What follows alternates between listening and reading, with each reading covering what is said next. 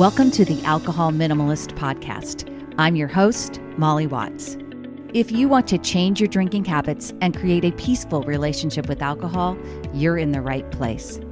This podcast explores the strategies I use to overcome a lifetime of family alcohol abuse, more than 30 years of anxiety and worry about my own drinking, and what felt like an unbreakable daily drinking habit. Becoming an alcohol minimalist means removing excess alcohol from your life so it doesn't remove you from life. It means being able to take alcohol or leave it without feeling deprived. It means to live peacefully, being able to enjoy a glass of wine without feeling guilty and without needing to finish the bottle. With science on our side, we'll shatter your past patterns and eliminate your excuses. Changing your relationship with alcohol is possible. I'm here to help you do it. Let's start now. Well, hello and welcome back to the Alcohol Minimalist podcast. I am your host, Molly Watts, coming to you from, well, it's a wet and kind of cold looking morning, but it's not like yesterday, April 11th yesterday, and we woke up to about 2.5 inches of snow.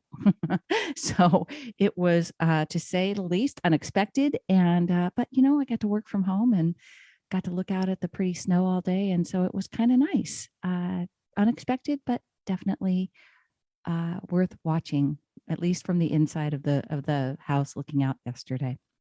So it is April. And did you know that April is actually Alcohol Awareness Month?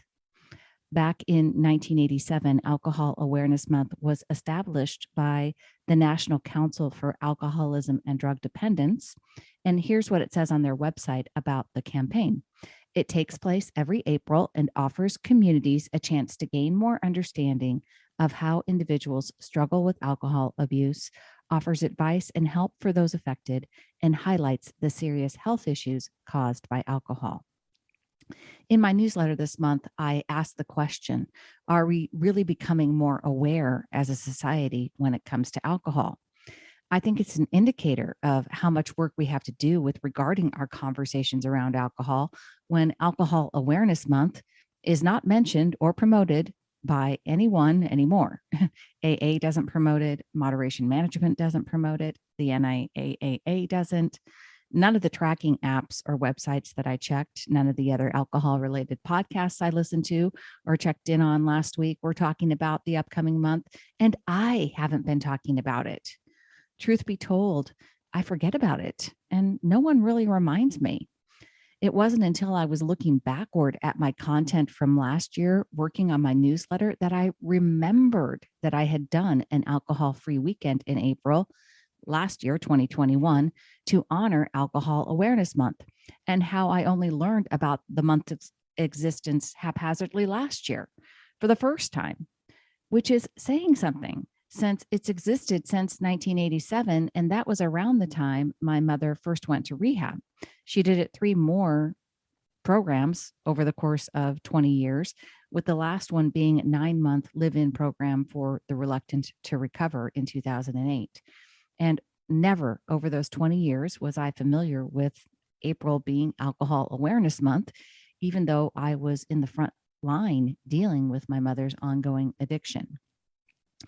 This is actually a part of what I want to talk about this episode. But before we get there, I want to let you know that we, the Alcohol Minimalists, will be taking part in an alcohol-free weekend this next weekend, April 15th, 16th, and 17th. And to kick it off, I'm going live in the Facebook group on Friday the 15th, 2022 at 7 a.m. Pacific time. So I'll be sharing a little bit about why including alcohol-free weekends is an important part of being an alcohol minimalist and how it really helped me create my peaceful relationship with alcohol. So if you're not already a part of that group, it is a private group.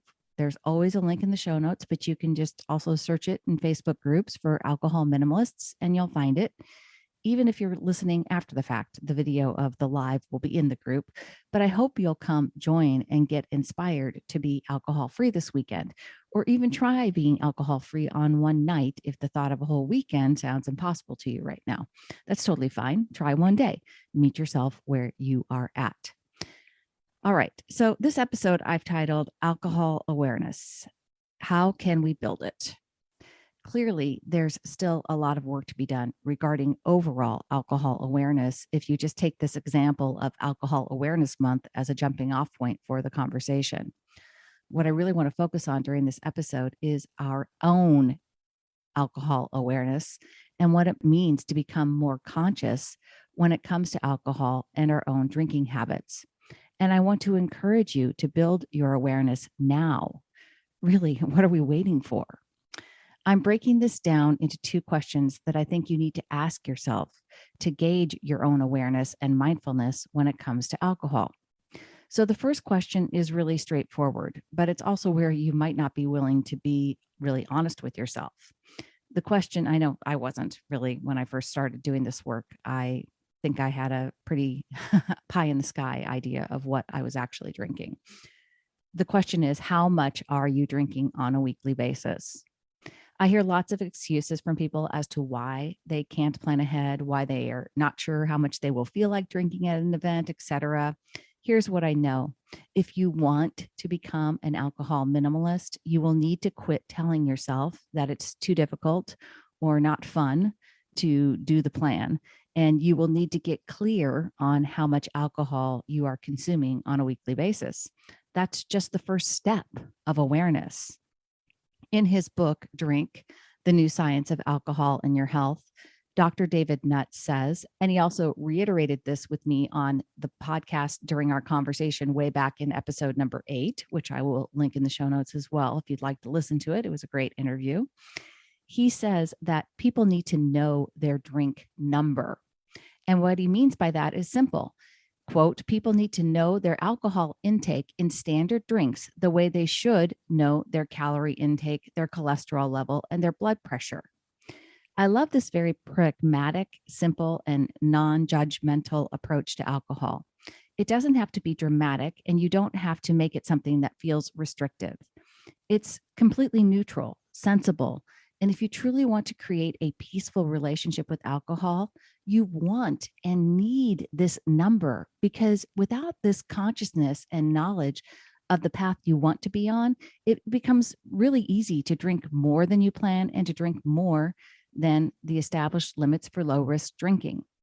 This isn't because you're broken. It's not because you can't stop once you start. It's because most of us simply are not aware of how much we are drinking or what those low risk limits are. And secondarily, we aren't aware of how our own thoughts fuel our desire to drink. But we'll get to that too. So I lived for decades with an ever-present anxiety about my drinking.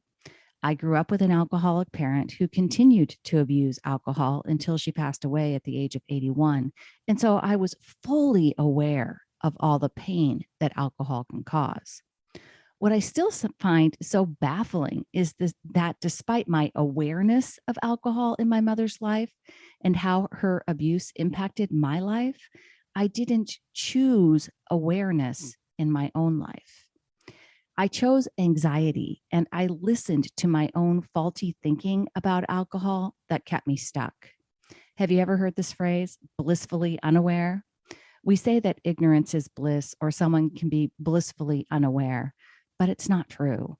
Remaining unaware was not blissful for me, because even though I wasn't fully conscious, I was aware enough to know that I didn't want to follow the same path as my mother. And I knew that my drinking habits couldn't be considered healthy. I allowed myself to believe that the anxiety surrounding my drinking was just my lot in life, and that changing the habit was simply impossible.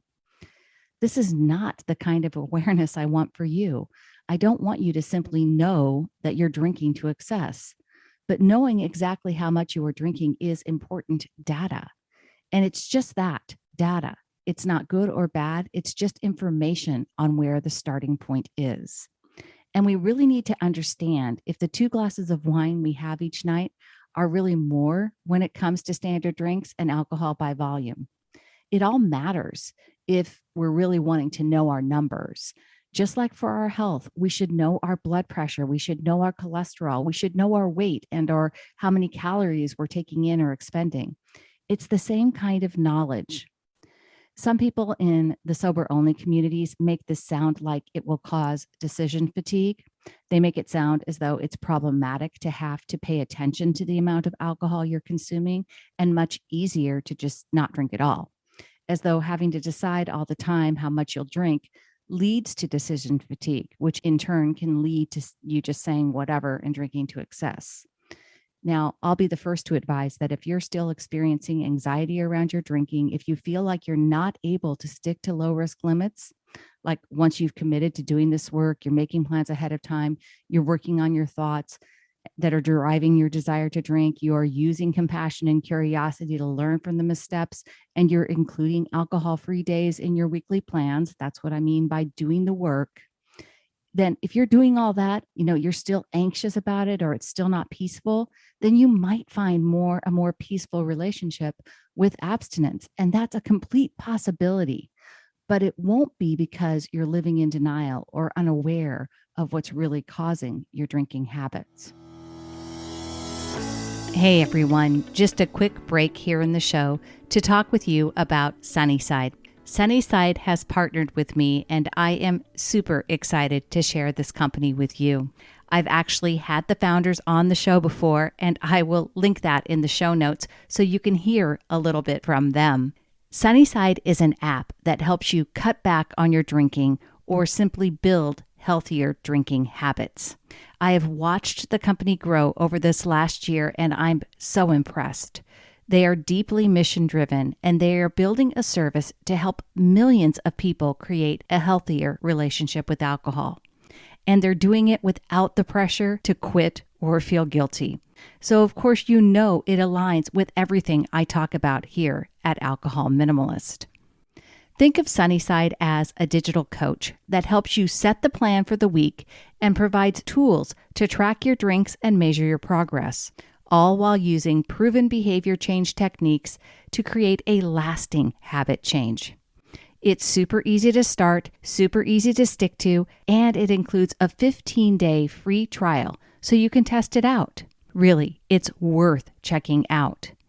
Head on over to sunnyside.co/minimalist to get started today. Okay, the second question you need to ask yourself to improve your awareness around alcohol: what do I believe about alcohol? This question is going to take some work, but it's really important to uncover all the stories that you have in your brain around alcohol. Most of them unconsciously fuel your desire to drink, and all of them need to be questioned and challenged. Here are some of the reasons I had for not being able to change my drinking habit for decades. 1, I believed I needed to drink to relax and unwind. 2, I believed I liked the taste of beer way too much to ever give it up.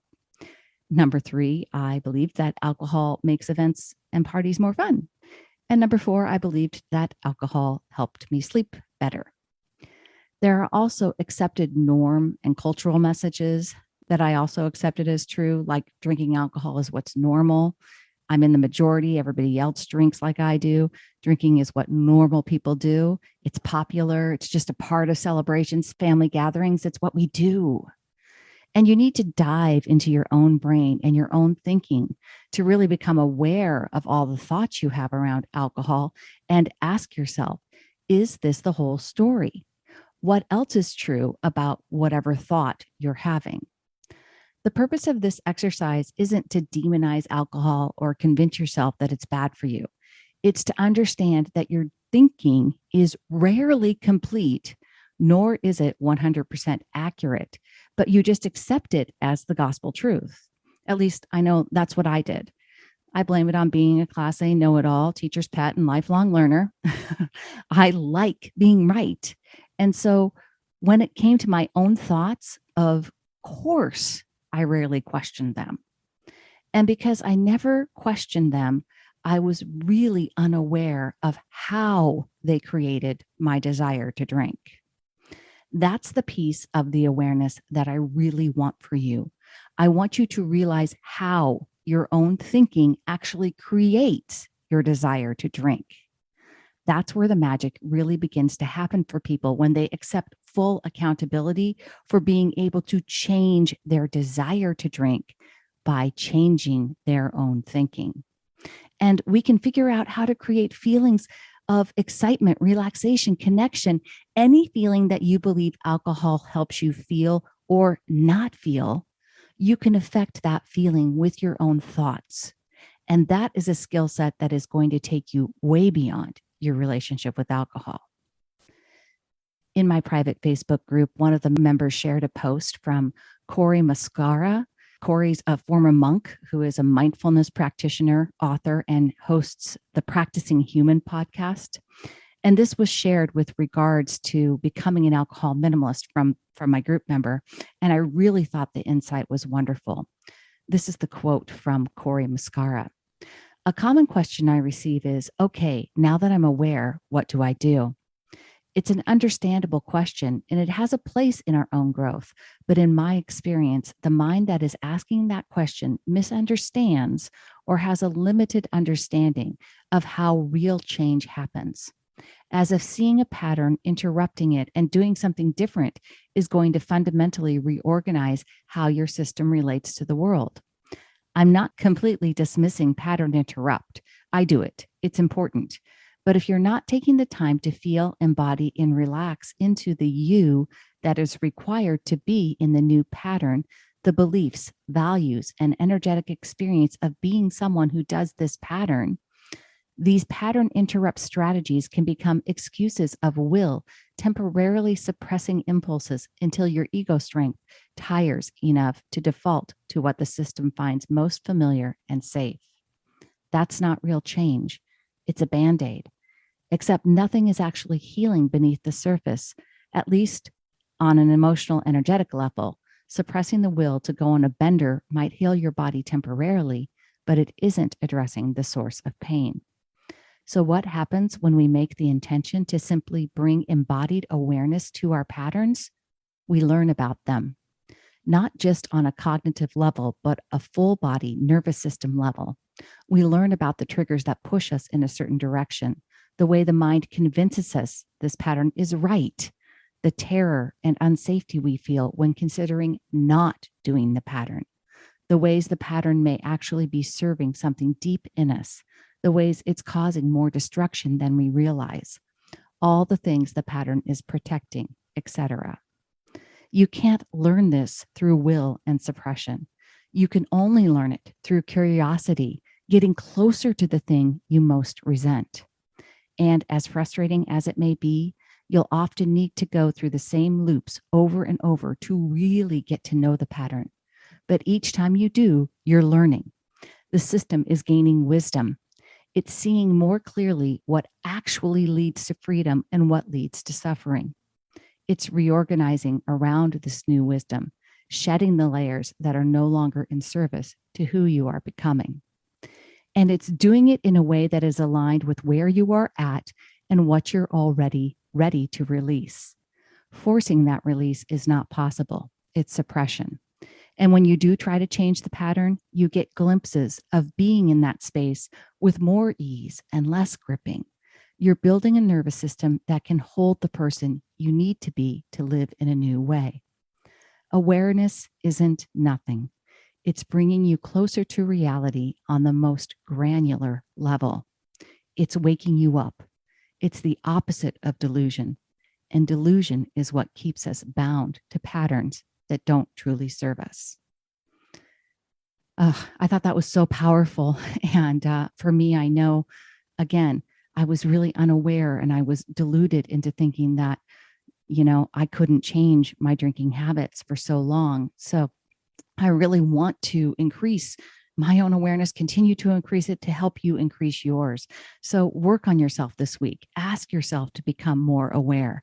Answer 2 questions and don't stay stuck in delusion. Number one, how much are you really drinking each week? How far is it from low risk limits? Meet yourself where you're at and make a plan. Number two, what are the thoughts that you have about alcohol that need to be challenged? Challenge them by asking yourself, what else is true? And if you are so inspired, join me this next coming weekend and the Alcohol Minimalists in celebrating an alcohol-free weekend, April 15th, 16th, and 17th, or plan one alcohol-free day if that's a step forward for you. Let's build more awareness for ourselves and for everyone around us. And until next time, my friends, choose peace. Thank you for listening to the Alcohol Minimalist podcast. This podcast is dedicated to helping you change your drinking habits and to create a peaceful relationship with alcohol. Use something you learned in today's episode and apply it to your life this week. Transformation is possible. You have the power to change your relationship with alcohol now. For more information, please visit me at www.mollywatts.com.